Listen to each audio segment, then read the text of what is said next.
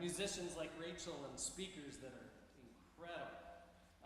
The gathering, going to camp, heading out for a mission trip, none of these is simply a church vacation for our kids. These are faith formation experiences that help many of our kids make sense of their whole lives by knowing firsthand the gift of community, of gathering with instead of trying to win an argument. These experiences are a big deal, which is why our whole congregation is going to support our kids as they do them, which is what Carter is going to talk about now. Good morning. Happy First Fest! Yay! So much better at 10:30. You guys are way. Good morning. My name is Carla. I have the joy of being able to share with all of you a project that we are going to enter into as a congregation, because shared goals, shared projects build community.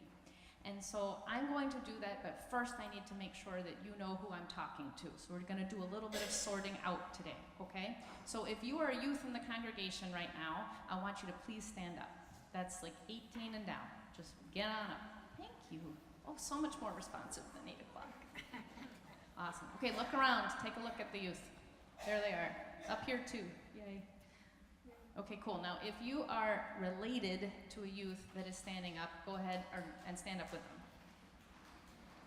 All right, so these are the families, these are the households that support those youth. So take a look at those folks.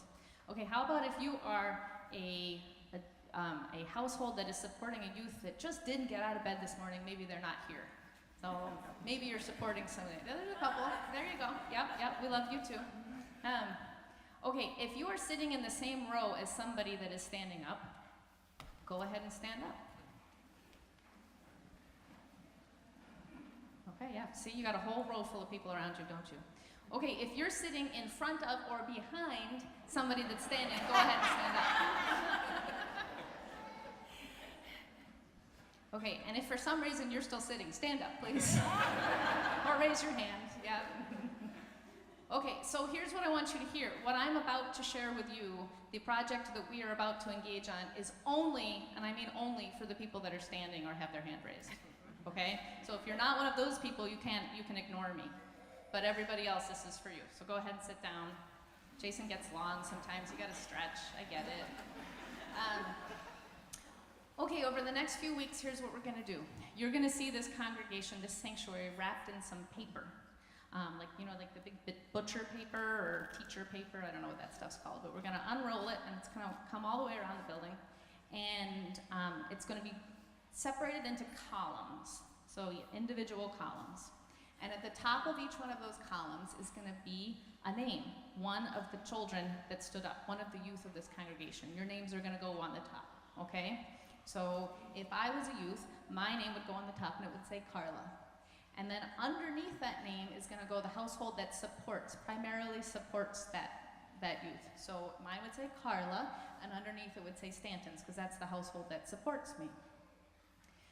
But people that are super smart and study faith formation have told us over and over in study after study after study that children growing into a lifelong faith need 6 adults. 6.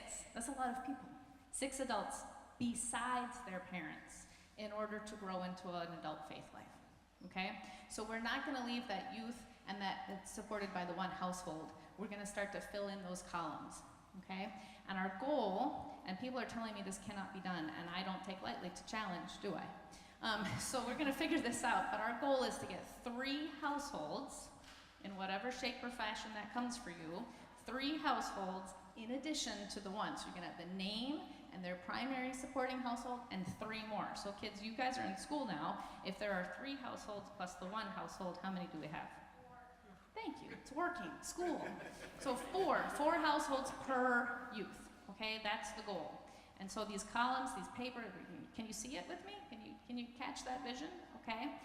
And then we're gonna spend the whole year working on putting together those families in a deeper relationship, into a deeper community. And there are gonna be lots of opportunities for that through time and prayer and experiences and lots of things that are still being unfolded. If you've got ideas, we're ready to listen. I've given you the research. Let me remind you of a couple other things. Page 228 of that red book that you hold in front of you from time to time, page 228, if you want to fact check me, you made promises to these young people. At their baptisms, you were asked, will you support them? And you said, yes, I was here, I heard you. So we're helping you to fulfill that promise that you made, okay? So that's one, the research is one reason. The promises that you made is another reason. And then I'm gonna tell you a story, because Rachel reminded me last night that stories matter, and they make a big difference, okay? When my family moved here 16 years ago, we didn't know anybody. And we had a 5-year-old, and she went to school. And she was super excited about school. And she came home in the middle of October with a paper, and she was so excited. Mom, look what they're doing. It's Grandparents' Day. And she was so excited. And I was scared because my children have grandparents that love them and care for them, but at the time they were living far away. And I was scared that she was gonna be the kid that went to Grandparents' Day all by herself. So we came here to this community, and on a Sunday morning, I stood her up in the pew, and I said, pick 2 people in this room. Look around, pick 2 people that you want to ask to come with you. And I asked her to pick 2 because I thought maybe one would say no. So, but they both said yes. And they both went. And they went to Grandparents' Day with my little girl that day, and she was so proud to walk in there with her church grandmas. And those women supported her that day and every day since. And they have meant the world to our family and to our daughter, and they have shared with us that that relationship has been helpful to them too. This stuff works, and this is what we're gonna do. We're going to build community between our children and all of the families that are connected here. So, last thing, some of you are gonna get super excited about this program, and you're gonna be like, can I sign up for 4? Can I sign up for 6 kids? And yes is the answer, of course, you can. But I need to be super transparent and honest with you about this as well. We're gonna ask you to support with your time, with your prayers, with your talents, with your activities, maybe with some food, of course with food, they're kids. But we're also gonna ask you to support financially. And I think that's important for you to know from the get-go, so you don't sign up for 10 kids. We are coming to you, we're gonna ask you that every child gets the support of $300 per household. That sounds like a lot to begin with, but rest assured, it's 38 weeks over the next 38 weeks. We're looking for $300 over the next 38 weeks, which works out to less than $8 a week. And some of you have the ability to write that check now, and we are grateful to you if you're able to do that. But I know not everybody can, and so we've also done the math. That number has been calculated out, because if you work with our SCRIP program and you do your gas and groceries through SCRIP, you're gonna come out to around that number, okay? So we're not looking for this to be extra or a burden to anybody budget-wise, but we do want everybody to share in the support. Why 38 weeks? That takes us to June 1st. June 1st is when all of these opportunities start. That's when youth gathering and summer camp and mission trips and all those things happen, and we want every child connected with this congregation, your child, your godchild, your grandchild, your neighbor's child, all the children. We want them all to be able to confidently say, yes, I'm going and I can do this, and it's not a financial burden. So thank you for being willing to try this. Thank you for being ready to sign up for a kid. And by the way, don't just sign up for the kid that you know. Maybe just pay attention to where you're being drawn to, because I know the Spirit to be a beautiful matchmaker. And the Spirit knows you, and the Spirit knows the children, and the Spirit will make those relationships between you. I believe that. I saw that to be true in my own family when my daughter looked around the room and picked 2 women. So sign up. Thank you for trying it. Thank you for being a part of this community and for entering into this shared goal of raising our kids and supporting our kids.